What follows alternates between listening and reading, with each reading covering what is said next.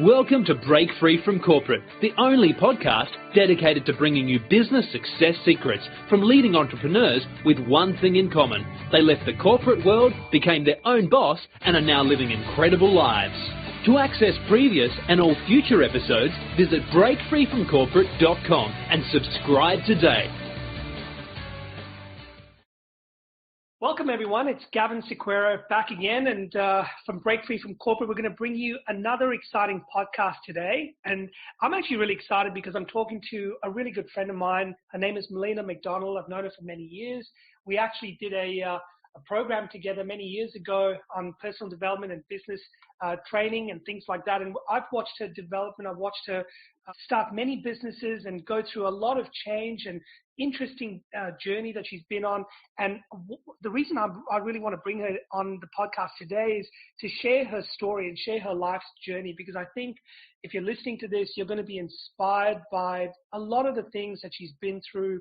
And I hope you just take away a lot of good wisdom and learnings from this. So I'm really excited. Melina has been a photographer. She has worked in the travel industry. She has been in sales. She has done all sorts of things, traveled all around the world, done some very, very exciting projects.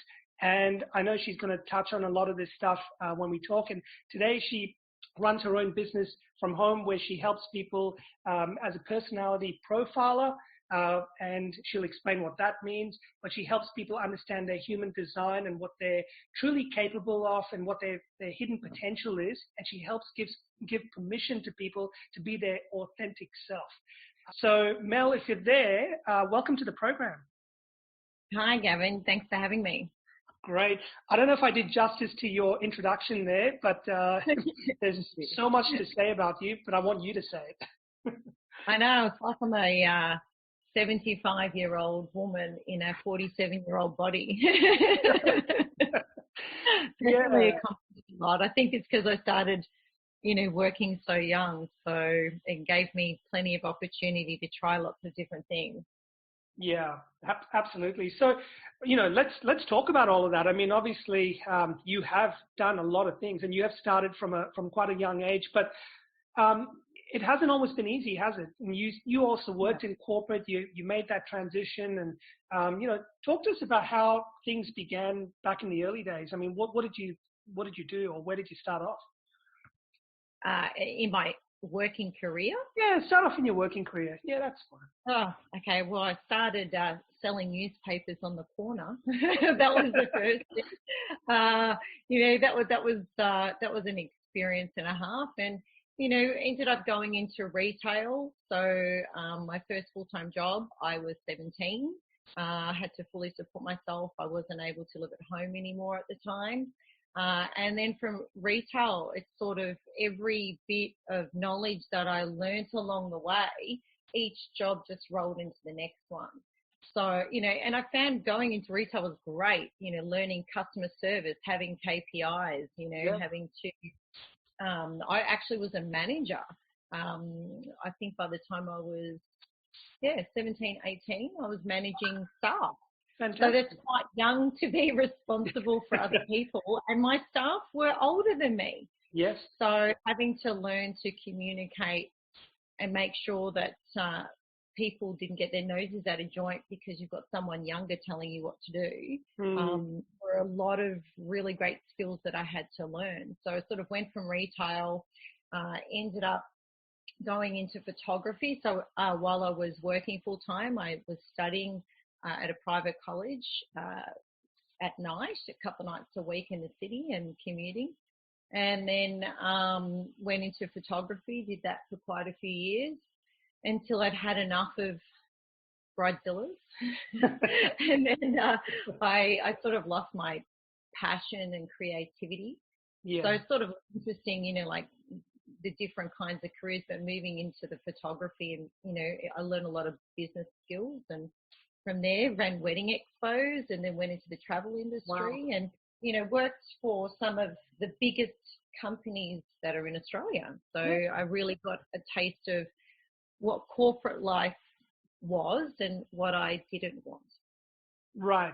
So when you say what you didn't want? Obviously, when you first start off and, you're young and you're excited about everything, it would have been exciting to get started in that industry and work in retail and work in photography and work in these, big corporate companies, like you said. But then what changed for you?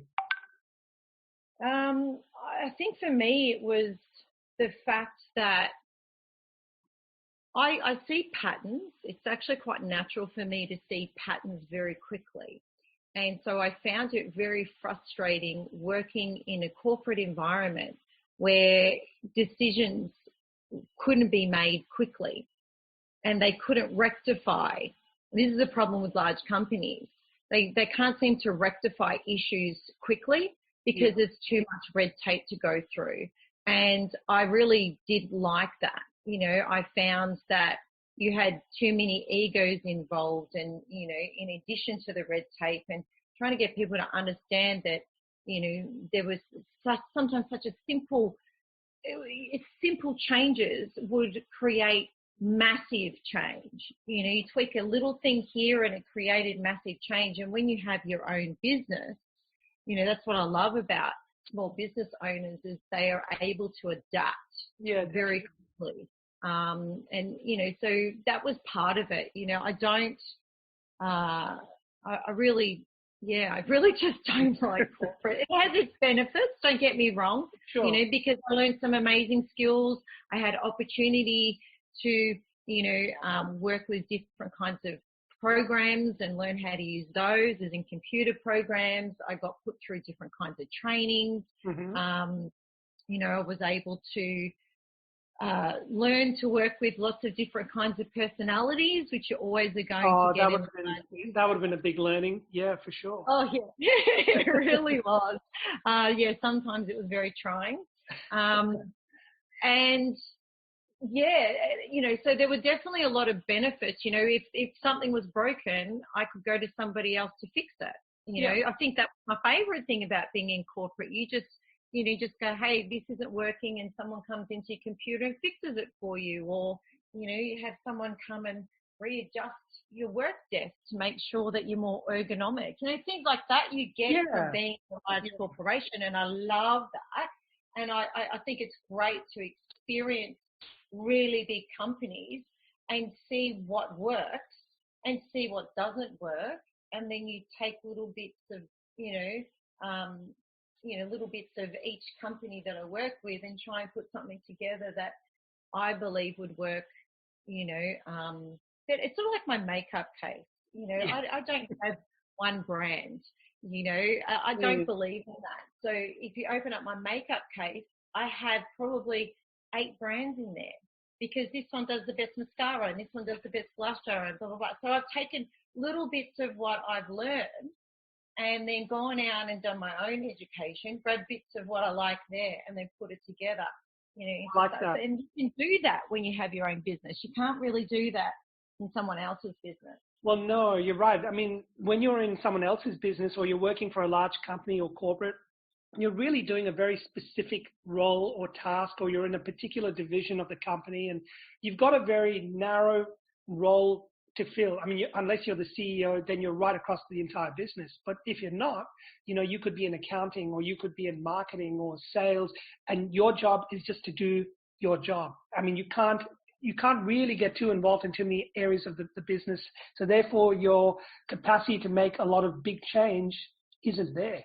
And I guess for someone like yourself and even perhaps myself, I know I found that quite frustrating because I could immediately see things where, if we tweak this and tweak that and made that change and changed that strategy and whatever, things would be better, but you couldn't do it. It's like having one of your hands permanently tied behind your back. And I guess that's the downside of working in a big company. You play a small part. Totally. And I mean, even when I did roles, supervisory roles, and, the way that I treated my team was in such an opposite philosophy. And we got results. We got such strong results so quickly that they were asking me, what are you doing? Yeah. And then when they found out what I was doing and they could see the proof, they didn't like it because my philosophy was that the staff were the number one priority, not the management team, not anything. It was like the people at the bottom of the food chain needed to be looked after. You know, we needed to listen to them. Yeah. And I had, you know, meetings with staff where I sat down and I said, you know, like, what's your background? Where did you come from? And, you know, where do you want to go?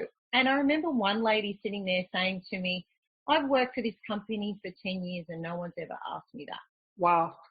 Wow. You know, so, you know, it was like caring about every person and trying to work out, even back then, and this was when I worked for Qantas.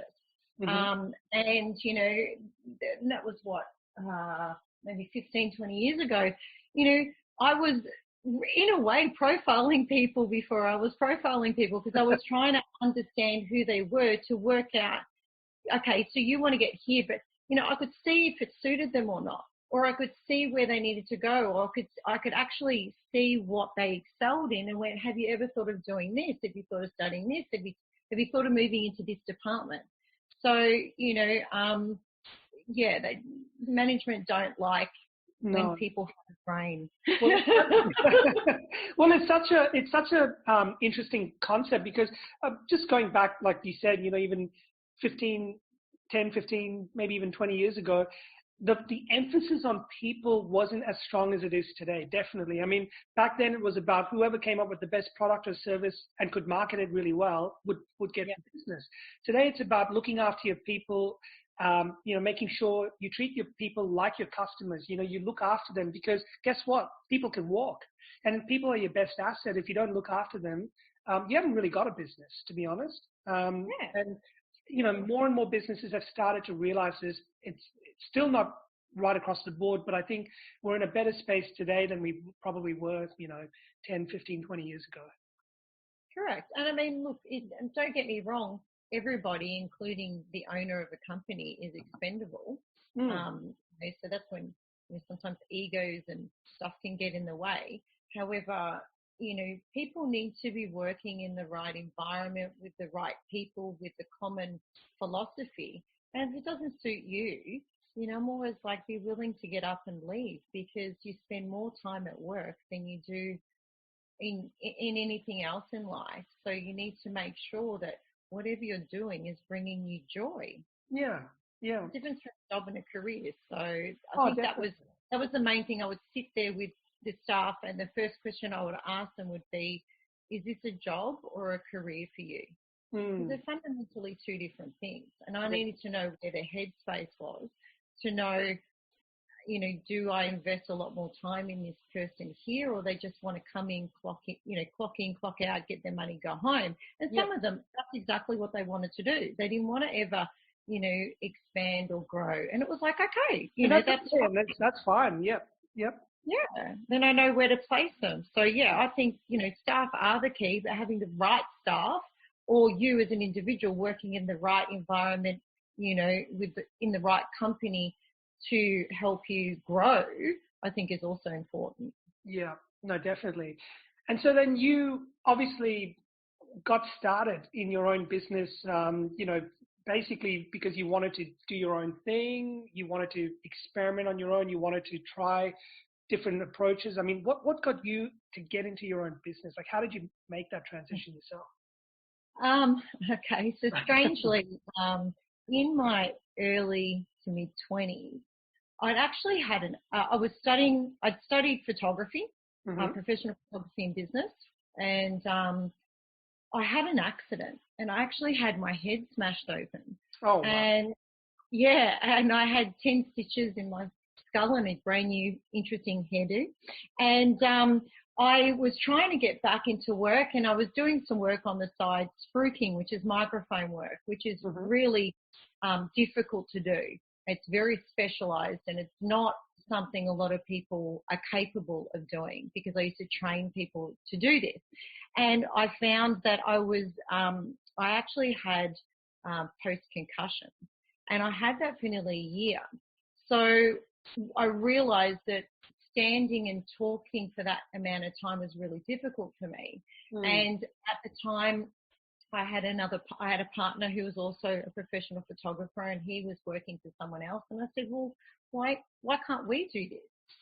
you know. So that's how I got into the very first business that I opened. We did a high-end and a low-end wedding photography business. Mm-hmm. And then from there realized that we couldn't expand that business because the wedding industry was so saturated. In Melbourne has, you know, the best photographers, some of the best photographers in the world. Yeah. And so, you know, we couldn't get into any of the wedding expos. So I was like, well, stuff this, I'm going to create my own. So, you know, I ended up creating the Valentine's Wedding Expo, which was an expo that we promoted both photography businesses in. So they all sort of worked hand in hand over about a 18-month period. And, you know, that wedding expo we did on Valentine's Day, but it had never ever happened in Melbourne before. It had never been seen before. We always have wedding events were always in winter when it was downtime for photographers. Obviously it's cold. And so they're always in winter. And I went, well, all my research shows that very large companies promote in peak. So why are we not doing this as an industry? So I opened up, you know, the first Valentine's Wedding Expo on Valentine's Day and in Malvern, in Melbourne, and, you know, it was a hit. So, you know, it was sort of one job flowed into the other because I was looking at how can I market this business better. And going to an expo is really awesome exposure because you're getting, you know, thousands of people seeing you over a couple of days. And, you know, it's nearly like all three babies were grown at the same time, if that makes sense. Yeah, well, it's interesting because it's almost like you use a little bit of common sense with logic and thinking, well, why can't we do this just because it hasn't been done before? It, you know, Totally. and by trying something like that, you pretty much almost changed the industry, didn't you? I completely when it comes to the wedding expo industry. And I mean, I did these businesses so I could work hours that were flexible for me while I was physically healing because I was very restricted with the amount of time I could work. So when I kept trying to work for someone else, you know, if I wasn't feeling well, you know, I'd have to call in sick, you know, and I was getting paid $40 an hour to stand outside a shop and spruik, and we're talking 20 years ago. So, you know, that's big money. I mean, think about it, because they don't get that paid today, you know. I was getting paid very well. So, you know, I had to create something that really suited my current circumstances. And while I was doing that, I had time on my hands to do enough research to completely, change an industry because no one had ever done a wedding expo in summer, number one. No one had, there were only either very small wedding expos or very large ones. There was nothing in the middle. And so we did something in the middle. You know, we did a $50,000 show with zero upfront money, you know, other than a concert. You know, we advertised on 2 radio stations. There was no real internet or social. There was no social media back then. You were still doing letter drops and newspapers and stuff like that. That was really big. And, you know, we also brought in a fashion parade, which only ever happened at the $1 million shows, which were the big ones in Melbourne. And we brought in a fashion parade, but we didn't bring in just models. We brought in dancers. We brought in women that looked normal women. You know, they weren't all just 6'6". You know, we brought in women that were voluptuous hips and short and tall and, you know, so women that were looking at the brides, you know, the models coming down the catwalk could visualize themselves wearing that dress. You know, we brought in dancers and did choreography on the catwalk, which had never been done at a wedding fashion parade before. So we completely changed the industry. And today, you know, the bigger companies do actually have their wedding expos in summer. So this is something that a little, you know, young 20-odd something woman did. And I think it was back in 1989 from memory. You know, and this is the thing. Don't think that one little person can't make a massive impact on an industry, because you really can. And I did it with no money and just creativity. Yeah, I love it. I love it. Well, I think the fact that you at that time you weren't your mind wasn't cluttered with having been in a big corporate company for 20 odd years, and you had this free thinking ability to go, well, why don't we do it this way? What happens if we tried this or tweaked that, or and so you had this creative spark within you, and you trusted your instinct and you trusted your gut, and you went for it. You actually did it with that nothing to lose attitude. And I guess, like you said, Mel, you also were driven by the fact that you were healing at the time, and therefore you had to make decisions on what type of work you could do and the hours you could work and the flexibility. So, you looked at your holistic situation, you looked at your life, you looked at your health, you looked at, where you could add the most amount of value and make a difference, and you pulled all of that together. So it wasn't just, how do I make more money? And I laugh at the 25-year-old Mel and go, wow, she had like no fear. There was no fear. And you really identified that component of, I hadn't been what I call bastardized yet by the corporate industry. I hadn't stepped in fully into corporate at that time. So there was like this young, right brain thinking, creative being who hadn't been told repetitively that I can't do it. I just didn't believe in that. It was like, oh, hell's yeah. If they can do it, why can't I do something better? Yeah. So that young version of me, I love. I look back at her and go, wow, I need more of that in my life every day. Take more risks. And I was a really big risk taker. But also with risks, do you have like a way to balance those risks? Like, so for the people that are listening to this, obviously taking risks is a risky venture in itself. So how do we take risks but do it in a balanced way so that there's risk and reward, but there's also they're calculated risks? Maybe talk a little bit about like having a vision and what you see for yourself, and then how do you take the steps to get there so that they're measured, they're calculated, where you're going, even though it might be into a bit of an unknown, but you're kind of measuring each step along the way. Do you know what I mean?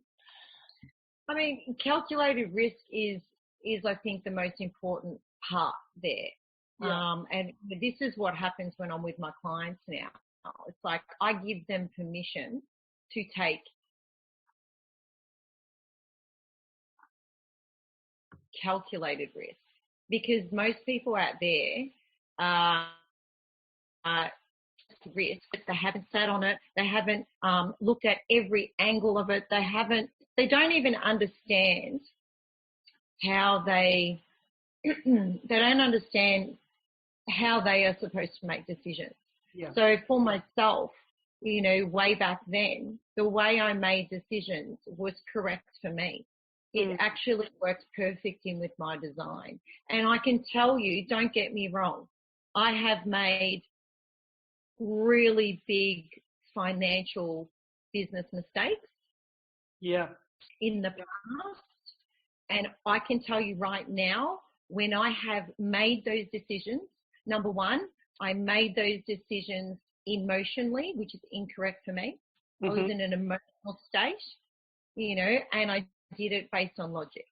Those two things are incorrect. One, you should never just be fully do it on logic. It just isn't even a design that is correct. And for me, emotional is not the way I'm supposed to make decisions. It's supposed to be from my intuition, from my gut instinct. And when my gut tells me that it's right for me to do it, then I do it. And so when I've looked back in hindsight, which is a lovely thing, and I have looked at decisions that were done really well versus decisions that went pear-shaped, I can clearly see that it was nearly like throwing things on a wall, wondering which one would stick, you know, and that's how a lot of people go into their decision making, and they do it. A lot of people are, if you're supposed to make a decision intuitively and you're doing it on an emotional level, that just doesn't work. No, it's very different. So for me, that having, looking at every angle, I mean, it's sort of like when I'm talking to people about dating and they're saying to me that their dating life sucks. You know, one of the things I ask them to do is because I want you to look at things from all angles, because everyone's too busy finger pointing. I say to them, can you tell me all your red flags? Now, it's so easy to look at somebody else and go, well, what's their red flag, or in a situation, but it's what's your red flag? You know, and for some people, it's the way they make decisions. You know, their decisions, you know, it's like you do the same thing, you get the same outcome. And I'm fascinated how many people do that. So it's like they open a business and they do it the same way. You know, it doesn't succeed, and then it closes, and then they open another business. And that doesn't work because they did the same effort. You know, and it's really fascinating to look at that sort of stuff. So for me, you know, I had to go, is there a common theme when I'm going into business or going into my relationships here? What is it? What's my red flags? And, you know, what do I need to look at? You know, one of my biggest red flags was I never, ever looked at an exit strategy. Good point. You know, and so now going into business, I'm like, and I never had contracts with people. So now I have contracts, number one, and I have an exit strategy, you know, because I had to look back and go, where do I keep screwing stuff up? Or what's my red flag? I don't like looking at this. This is too hard. You know, I don't want to have to deal with this. Well, you know, that's where you need to focus your attention if you want something to succeed. So that's and you also need, Sorry. you also need to know when to, that's okay. You also need to know when to walk away. Very good point. Yes.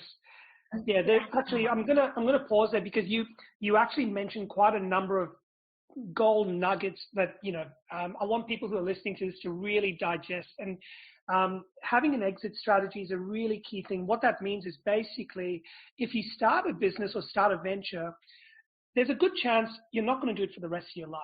I mean, you might, but it's very, very rare. And if you're going to leave it or walk away from it at some point, what is the plan to do that? I mean, do you simply close up shop? And, you know, if you put in years of hard work and built up all this equity and built up all this intellectual property, etc., what happens to all of that stuff? You know, do you sell it? Do you give it away? Do you know, how does it move on, or does it just die with you when you close it up? So that's a really good thing for people to take on board.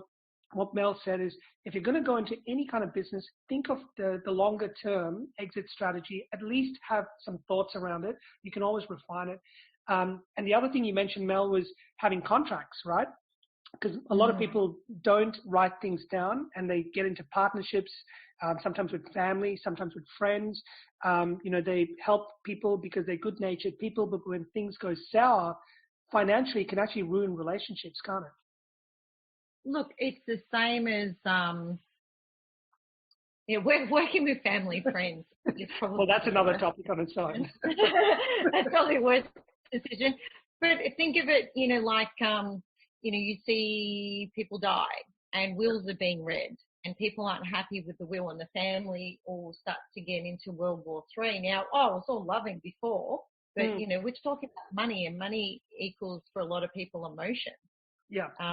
You know, there's emotional connection to it. So yeah, I think contracts are very freaking important, and you want to, you know, cover your butt.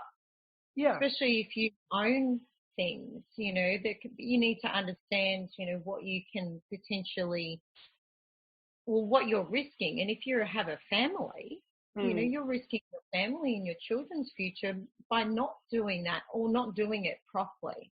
So, you know, it's a lot of thought needs to go into this. Yeah, and you mentioned obviously you do a lot of work these days with personality profiling and all that, but you were almost doing this by default in your younger years, right? And so I know one of the things I didn't mention that you did was also you were a dating coach, a relationship expert. You ran an online TV show. I think it was called Intimacy TV. And you've even written a book on the topic, or multiple books on the topic.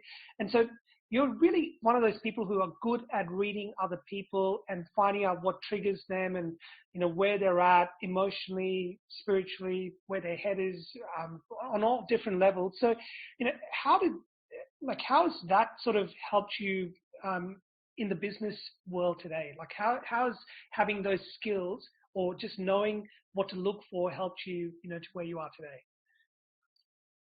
I know that I've completely dissolved business relationships based on looking at personality profiles. Yeah. So, and that was a tough decision. Intuitively, I was questioning things. And then when I really got into this particular profiling the way that I do it today, and I had a look at it, I was like, right, I can see why myself and someone else came together. I could see just purely on a business reading what I brought to the table, what the other person brought to the table, and what was missing. Mm-hmm. But what I noticed when I looked at our charts and put them together is what was lacking. And, and to the point, I don't even know if the word lacking is correct, but I could see where we were having some serious issues and had to look at it objectively and go, is this somebody that I can work with long term? Like, are we thinking it's what's happening now is, short term, or do I think this is how this, because that's the thing is when we're in a situation, whether it's relationship or business, because to me they're the same. Yeah. Okay. Because it's like you're going into a business contract. Think about it when you're in a long-term relationship. So, you got to look at it and go, is this a short-term behavioural thing or whatever, or is this actually the person? Because I look under the mask and I look under the facade that people put out there. And when I actually looked at it, I'm like, oh my God, this is the person that I'm with. I love them, bless them, but I'm going to send them on their way because that is not going to get, the goal that I thought we were heading towards. Yeah. Was not the same goal. And so, it was like I had to dissolve that. So I found being able to look at the personality profiling very, very handy with that. It's been very handy in my relationships too. Not that I tend to do them much on the people that I see, but unless they ask me to. Yeah. But yeah, it's a very powerful tool, more for the person to understand themselves. Yeah.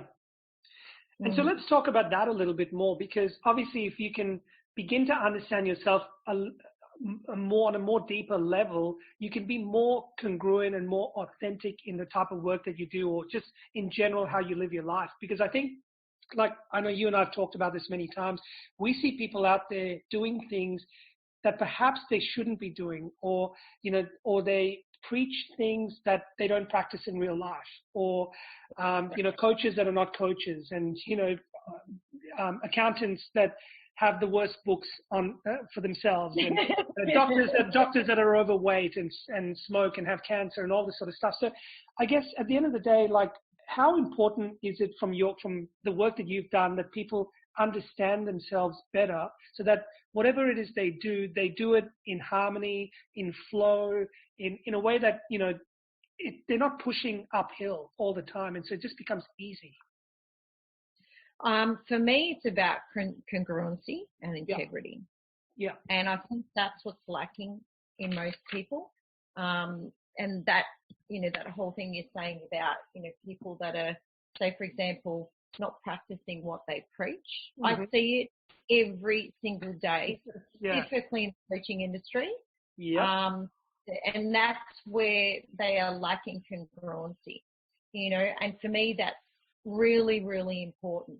That's part of my chart. Integrity is massive. And so if I'm not sitting in integrity, I actually question myself. I go, if I'm doing this or saying this, am I actually living as per, am I doing that congruency, and am I being integral?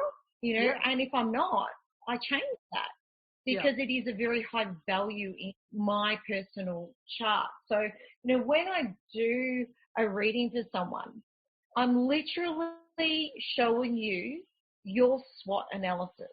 I am showing you your SWOT analysis before you were bastardized with humanity. Before you turned around and got fully conditioned by your family, your friends, your environment, your religion, your schools, your teachers, your employment, all of these factors that every single one of us experience creates the condition being that we are today.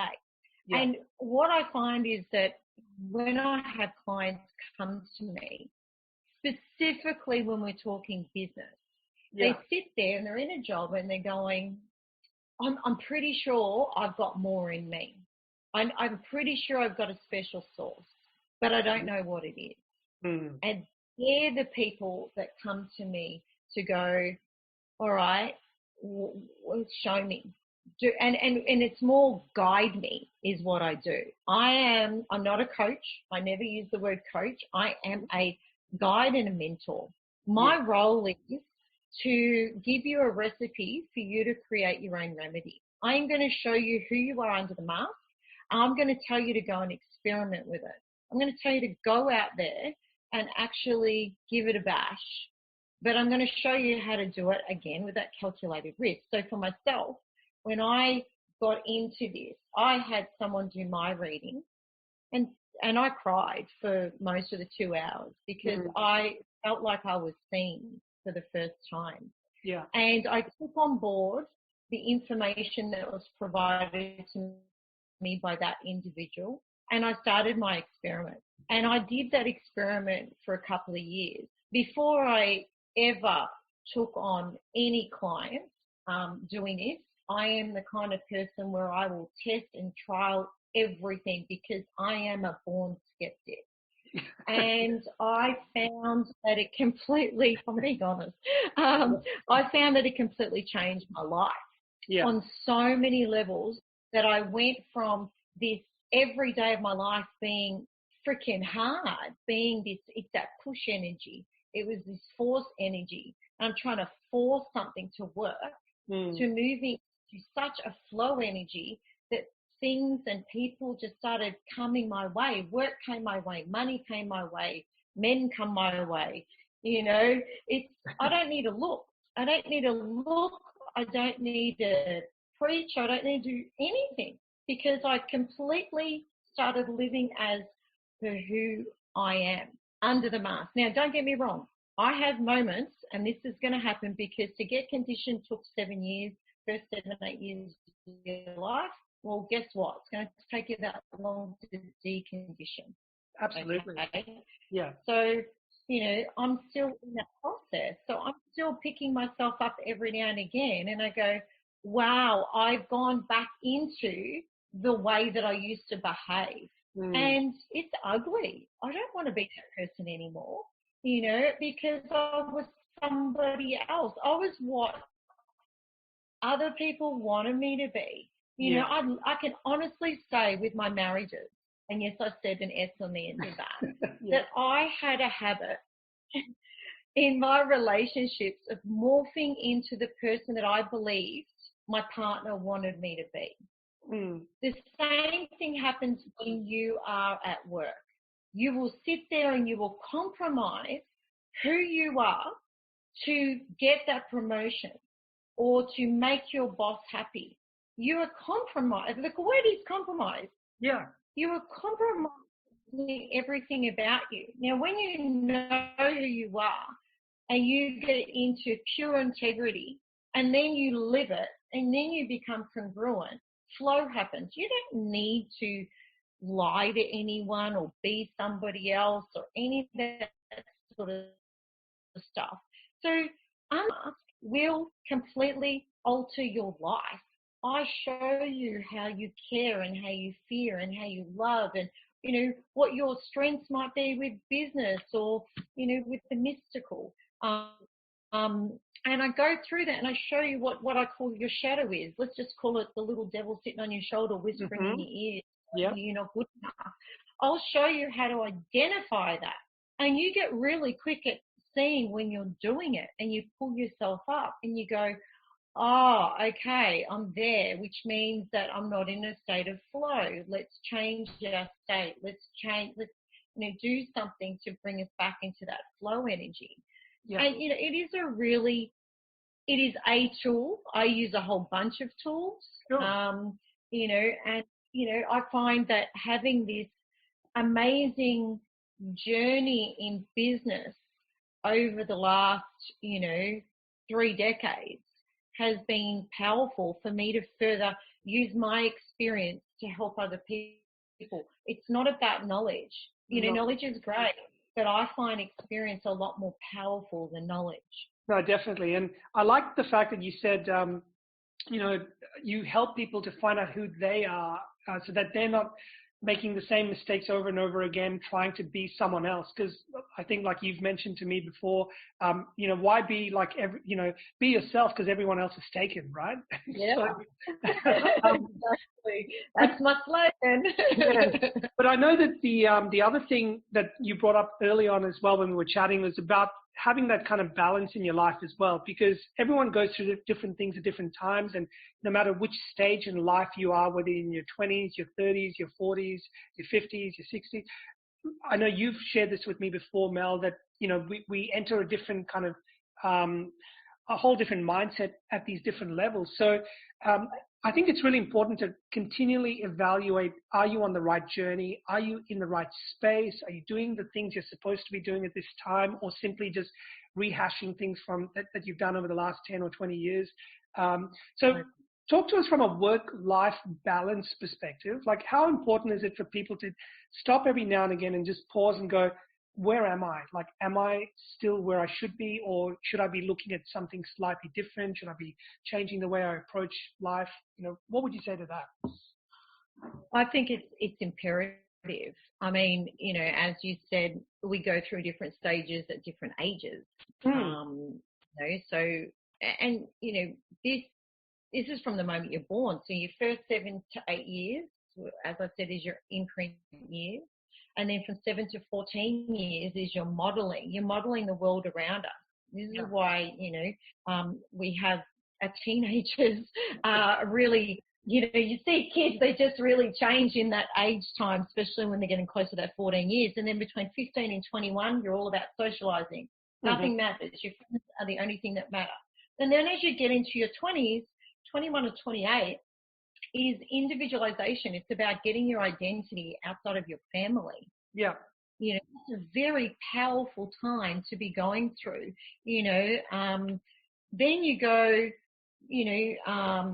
your 20 to 40, or say I'm going to say your 30s. Yeah.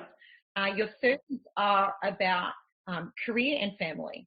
Now, what a lot of people don't understand is family can also mean the birthing of a business, right, or a project, or they're going off and building a house. They're renovating a house. That's a project. That's a birthing of something. You don't have to have a physical baby. Right. It's not everybody's journey to have a family in that way. But career and the birthing of things is what happens in your 30s.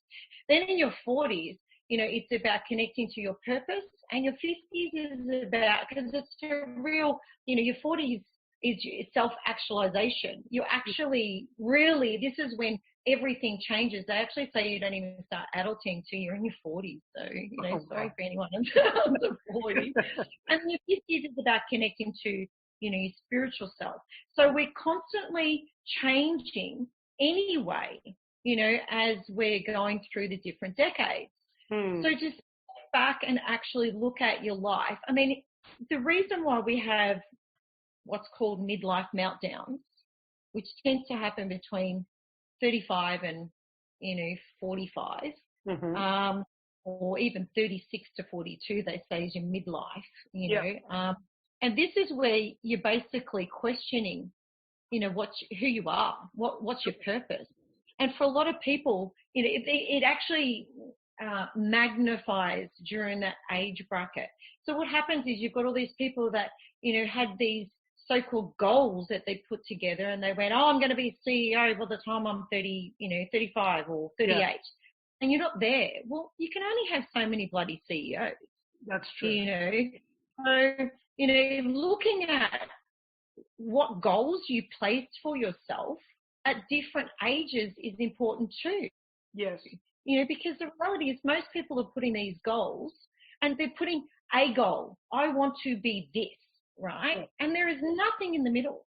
Yeah. And so you've got no space to celebrate any wins. And that goal, you will never get there. Or if you do, you're going to be bloody miserable by the time you got there because you've just sacrificed absolutely everything. So really, it's just, you're like a laser focused person. I'm going to get to this, but that out there, by the time you get there, may not be what you thought it was going to be, if that makes sense. It's sort of like uni students. The amount of uni students I know that have gone straight from high school to uni, done a degree in whatever, and then end up working in a completely different industry because they get into the industry and it wasn't what they thought it was going to be, is astounding. I mean, I used to have people working in call centres that had these freaking science degrees and marketing degrees, and they're just sitting in a call centre because when they got into the industry, it was nothing like what they thought. So this goal, you really need to keep reassessing, what's your goal, where, where you should be at with that, because you've got that different changes of life every decade. So that goal needs to be reassessed a few times every decade, not just once a decade. I'm going to say regularly. No, I think that's really good. And what would you say to people who who are having trouble with doing this? So, obviously trying to do it on yourself is hard. How important is it to have someone that you trust, like a guide or a mentor, or even, I know you don't like saying it, but a coach, or someone who can help you be objective about some of this stuff, to help you just put a framework in place, put some, some steps that you can follow? I mean, what would you recommend to people who've never had anyone help them in this space? I think it's vital. Even coaches have coaches. Yeah. Good coaches have coaches. Good coaches have mentors, to do it on your own, that's just ego.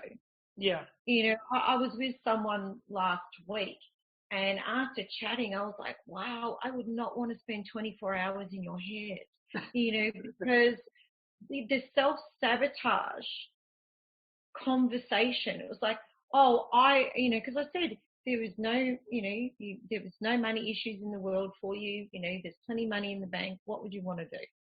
And we started talking about that, and it was like, I want to help people. And for starters, the goal was a tad freaking broad, I mean, that's a big one. A lot of people, and that's what a guide or a mentor will do for you. They will be like, can you be a bit more specific? Because really, in this person's mind, that it was so broad. And then they just started throwing in the self-sabotage. And by the time I just sat there quietly listening, and I was like, you got no hope in getting where you want to get to. Yeah. Because you're standing in your own way. And I can tell you right now, 99% of the time, you stand in your own way. Yeah. When it comes to business, and if you're having problems in your business, I'm going to say 90% of the time, you are the problem. The owner is the problem, not the staff, the owner. Yeah. And they don't like hearing this. But you know what? Do you want to keep doing the same thing, getting the same outcome?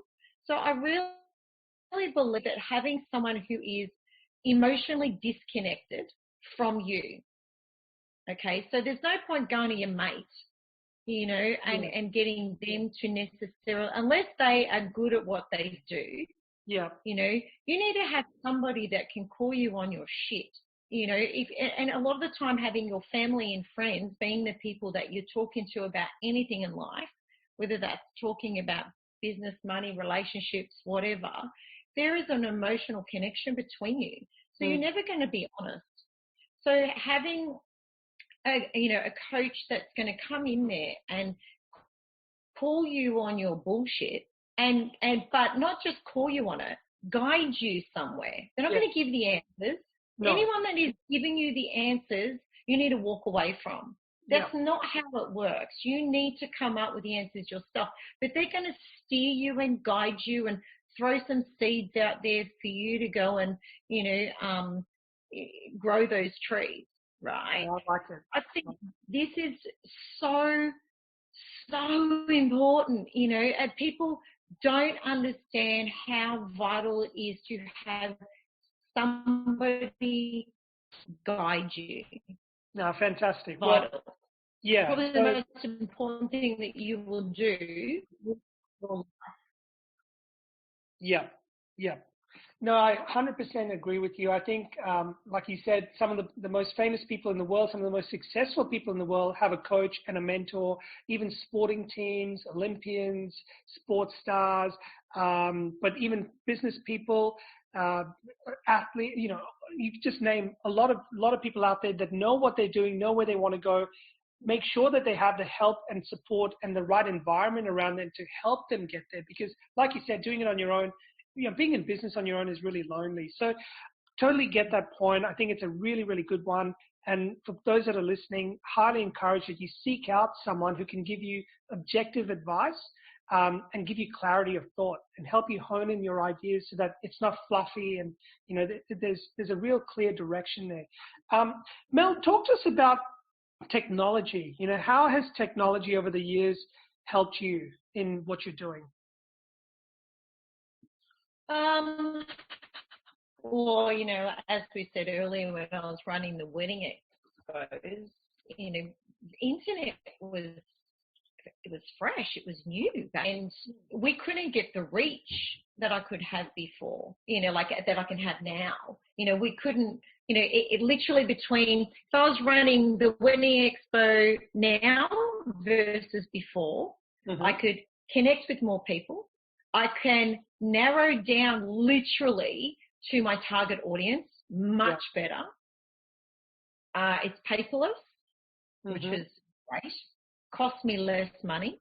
Because if you knew how much money I've spent, as I said, I've done radio advertising, newspaper advertising, I've done ads in cinemas, and I've even done it on a budget. And let me tell you, that budget has got lots of zeros still on it, so you can do things much cheaper today with, sometimes people are literally just trying to throw a stone in a freaking pond.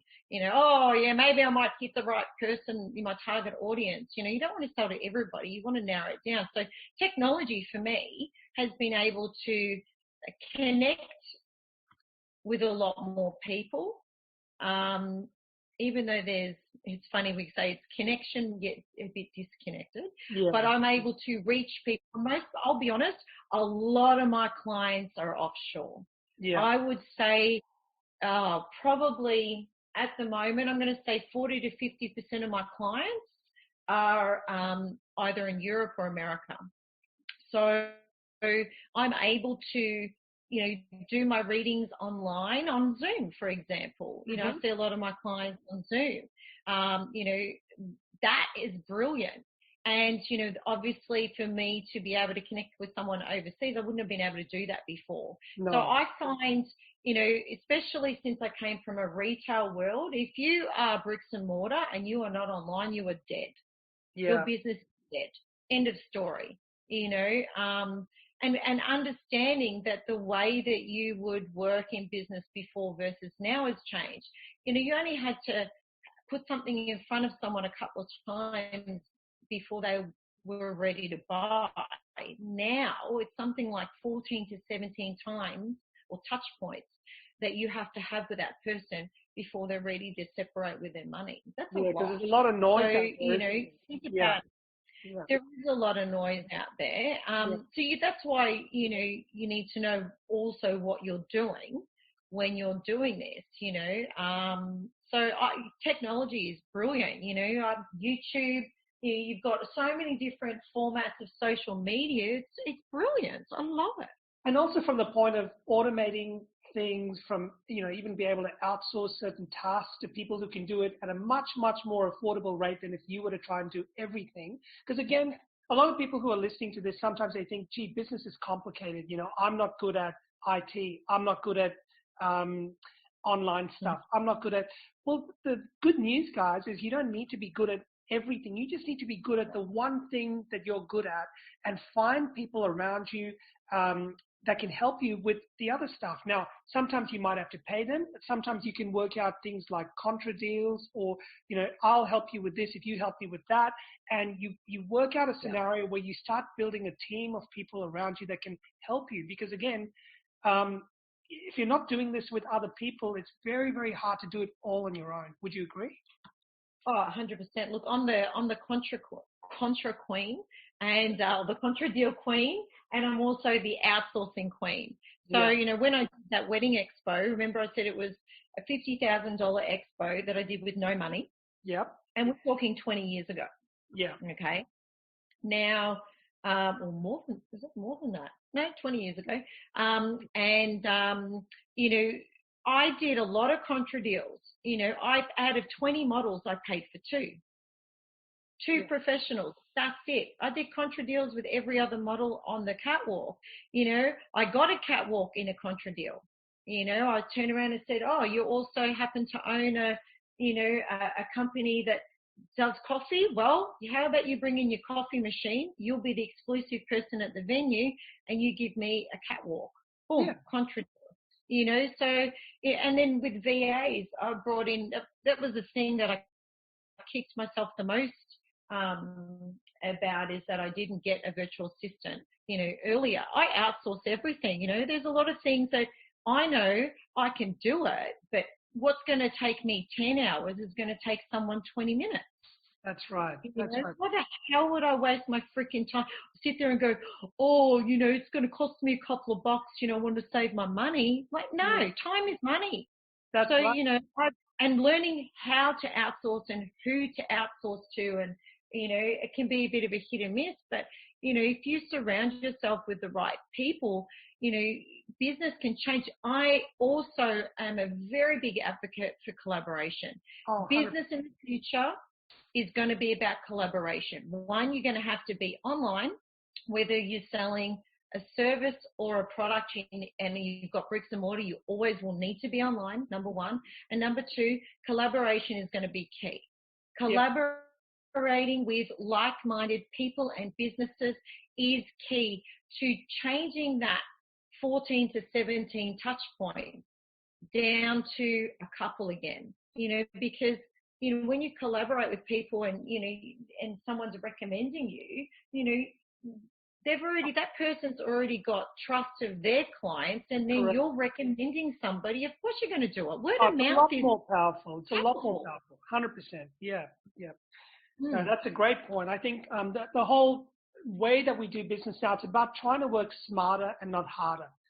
Especially if you're trying to set something up on the side while you're still working in another job, you really don't have a lot of time on your hands. You've got to be smart about how you go about things. Otherwise, one, you're going to run out of time and you're going to burn yourself out because you're burning the candle on both ends, or you're simply just going to run out of money because you're trying to pay for everything when you might not need to.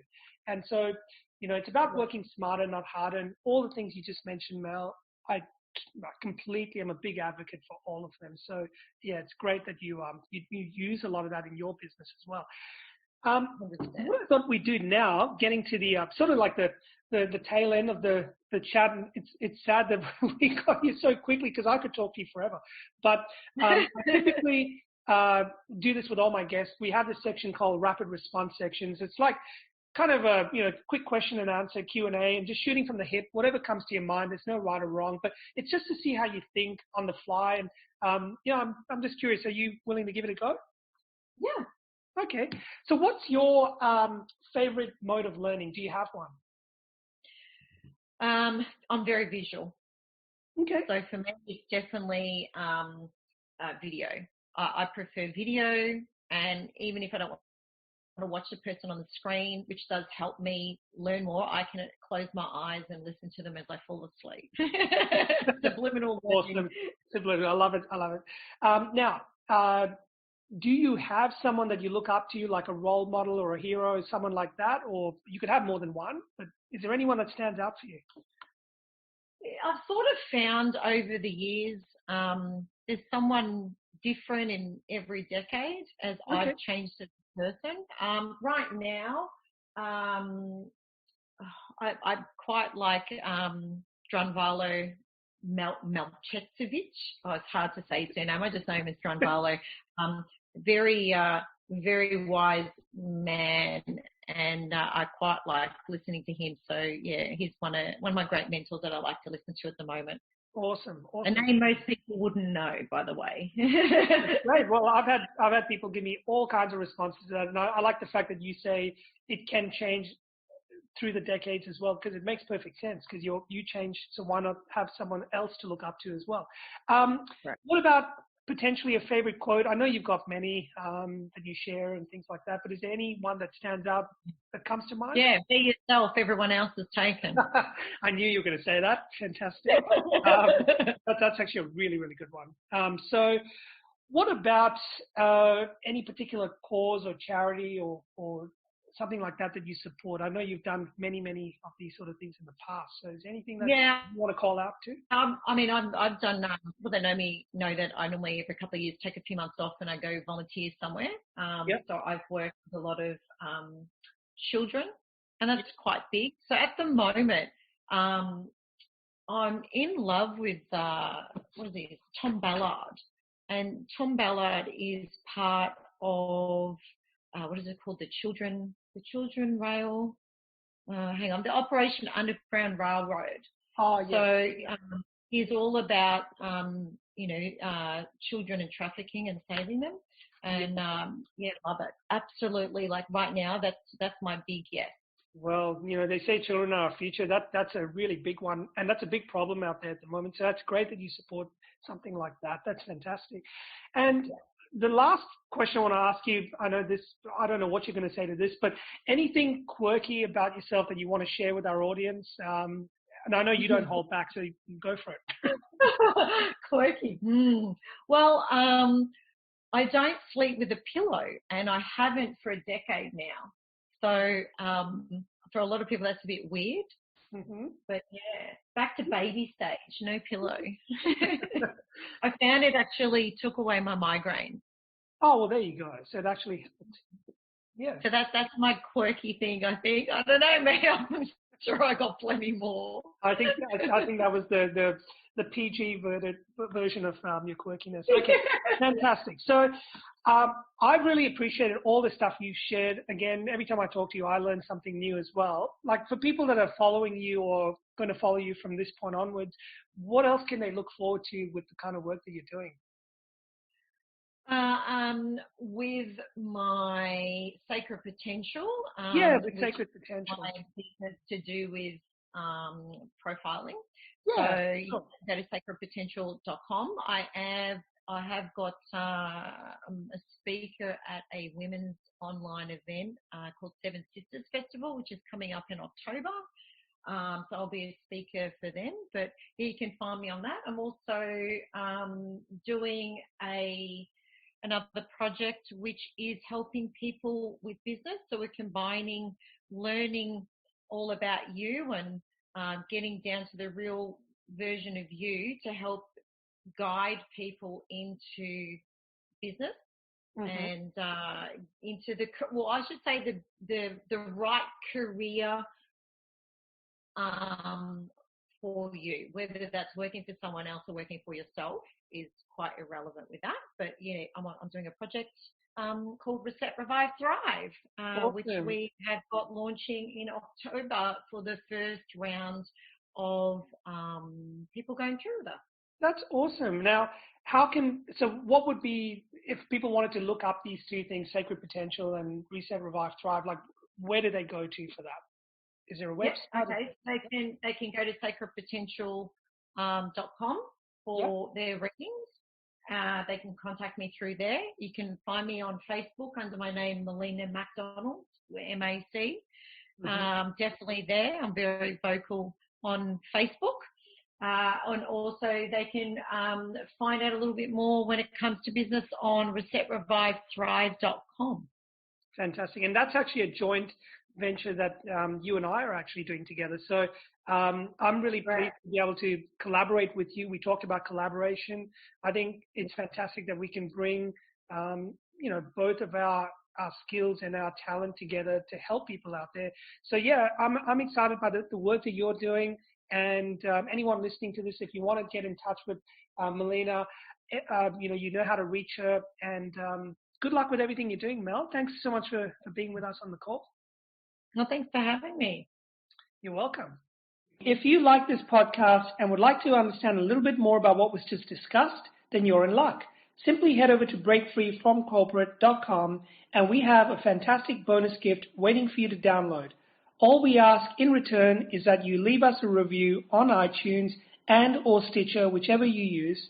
And lastly, help us share this podcast around with your friends, your colleagues through Facebook, Twitter, Google+, or LinkedIn. We truly appreciate all your support and we look forward to seeing you on the next episode. Thank you for listening to this podcast episode of Break Free from Corporate. Once again, to access previous and all future episodes, visit breakfreefromcorporate.com and subscribe today.